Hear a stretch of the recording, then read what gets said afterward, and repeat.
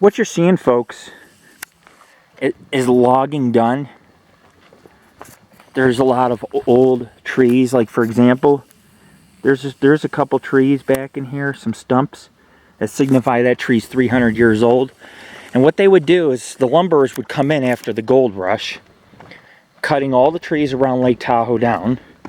There was a flume trail on the eastern edge of Tahoe, and they would transport the logs and lumber down the flume, and the flume would go for miles over the Carson Range or the edge of the Sierras into what is known as Eagle Valley or Carson City, and they would ship them on the Truckee Railroad, the Virginia Truckee Railroad, load the lumber, and it would go to the Comstock mining district in Virginia City. So basically, all the stumps that you see were trees that were cut down for use of wood to build Carson and Virginia City and Washoe City and parts of Reno.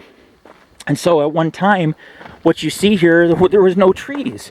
And after the 1860s and 70s, when all the trees were gone, I mean, 140 years later, a lot of these trees grew back. 150, 160 years later, some of them have grown.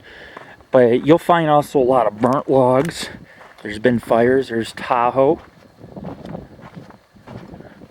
There's also a lot of towns around Tahoe. There's 3 fault lines underneath Tahoe.